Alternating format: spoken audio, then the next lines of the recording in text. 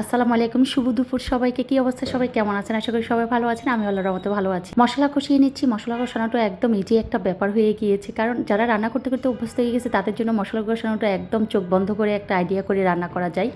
তো আজকে একদম এত দৌড়ের ওপর ছিলাম, সকাল থেকে এতটা বিজি ছিলাম যে অনেকের সাথে অনেক কিছু আজকে শেয়ার করতে হয়তো পারবো না, যতটুকু পারছি। তারপরেও সবার অনুরোধ যে ডেইলি যেন একটা ব্লগ আপনাদের সাথে আমি শেয়ার করি। বড় দুইটা ইলিশ মাছ কেটে নিয়েছি, আর হচ্ছে আনাজ কলা এনেছিলাম। আনাজ কলা অনেকে চিনেন কিনা জানি না, হয়তো বা এটাকে সবাই কাঁচা কলাই বলেন। তো দেশের যে গ্রাম্য ভাষায় আমরা এটাকে আনাজ কলা বলি। বইয়ের বাসায় কী হবে আমি জানি না। সকালের কিছু টুকিটাকি রান্না ছিল, আর হচ্ছে এদিকে হচ্ছে আমগুলো, রূপালি আম সম্পর্কে আমি প্রায় বলি যে রূপালি আম একটু পেকে গেলে আর এটার অস্তিত্ব থাকে না। তো রূপালি আমগুলোকে হচ্ছে জুস করে নেওয়ার জন্য হচ্ছে রেডি করে নিচ্ছি। এদিকে হচ্ছে ইলিশ মাছগুলো একদম বড় বড় কেটে ফেলেছি।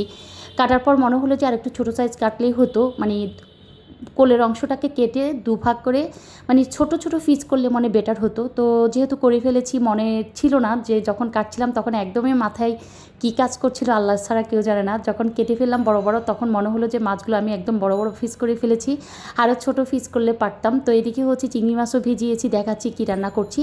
তো আনাজ কলাটা একটু বেশি করে বাড়িয়ে দিচ্ছি, যেহেতু কলা আমার বাসায় একদম সবাই খুবই বেশি পছন্দ করে। যে ইলিশ মাছের সাথে কলা দেওয়া তারা ইলিশ মাছ না খেলেও কলাটা একদম মনে হয় যেন ভাতের মতো করে খায়।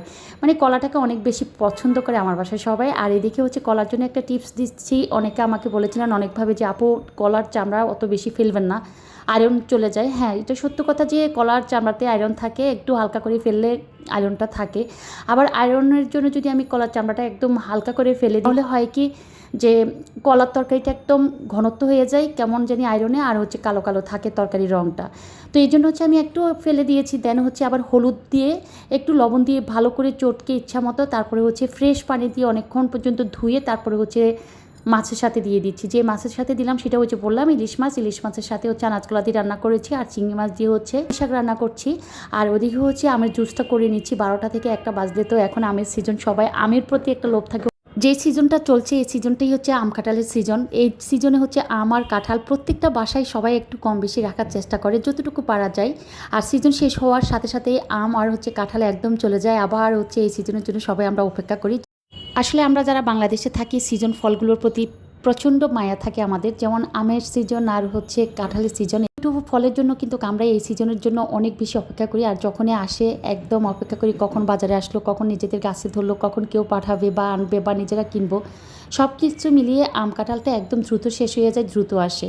আর হচ্ছে লিচু, এই 3টা ফলটা আসে শর্টকাট চলে যায়।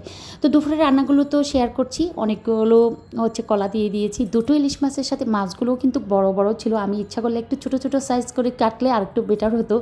তো যেটা কেটে ফেলেছি সেই ভুলটাই সবার সাথে শেয়ার করছি। ভুল শেয়ার করতে তো আর সমস্যা নাই।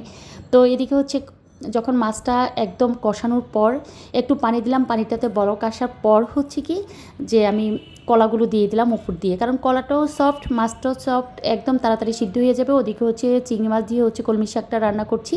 আর ওই যে বললাম আম কাঁঠালের প্রতি আমাদের যে একটা আন্তরিকতা, ভালোবাসা, যেমন একটা লোভ থাকে আমাদের বাঙালিদের, সবার কিনা জানি না, যারা খুব বেশি কাঁঠাল পছন্দ করে, আম পছন্দ করে, যেমন এটা এই দুটো ফল সবাই পছন্দ করে কম বেশি। আমার মনে হয় না যে বাংলাদেশে বাঙালি বা পুরো বিশ্বে আম কাঁঠাল পছন্দ করে না। কাঁঠাল পছন্দ না করলেও আমটা যে পছন্দ করে না এমন কাউকে খুঁজে পাওয়া যাবে না।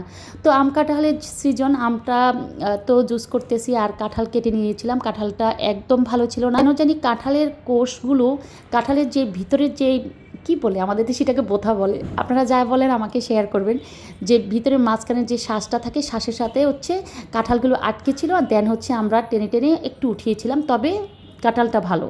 তো এদিকে হচ্ছে যে রান্নাগুলো শেয়ার করছি তার মাঝে হচ্ছে আজকে সবচেয়ে ফেভারিট মাছ আর হচ্ছে সবচেয়ে ফেভারিট হচ্ছে তরকারি, সেটা হচ্ছে ইলিশ মাছ দিয়ে হচ্ছে কাঁচা কলা, একটু ধনিয়া পাতা দিলাম। তারপরে হচ্ছে পুরো পাতিলটাকে পরিষ্কার পরিচ্ছন্ন করে, চুলার চারপাশ পরিষ্কার পরিচ্ছন্ন করে দেন হচ্ছে দুপুরের জন্য রান্নার ক্লোজ। আর যেদিন শর্টকাট একটু রান্না থাকে, শর্টকাট রান্নাঘর থেকে বেরোতে পারি, সেদিন মনে হয় যেন অলসতাটাও ঘিরে ফেরে, মনে যেন আর কোনো কাজ করতে ইচ্ছে করে না।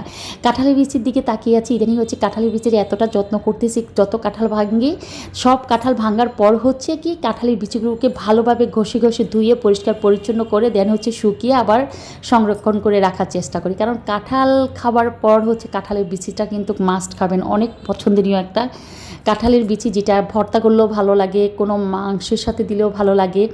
তো এই জন্য কাঁঠালের বিচিগুলো আমি হচ্ছে একদম যত্ন সহকারে রাখি। কাঁঠালটা যত না যত্ন করি, কাঁঠালের বিচিকে তার দ্বিগুণ যত্ন করছি। আর হচ্ছে রাতের জন্য হচ্ছে রান্নাবান্না যা করেছি তা কিছু হয়ে যাবে।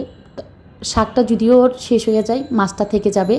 আর হচ্ছে ডিম শেষ হয়ে গিয়েছিল, তো ডিম আনানো হয়েছে। ডিমটাকে হচ্ছে 30 মিনিটের মতো ভিজিয়ে রেখে তারপর হচ্ছে ডিমটা ধুয়ে পরিষ্কার করে দেন হচ্ছে পানি ঝরিয়ে তারপরে হচ্ছে ফ্রিজে রেখে দিব।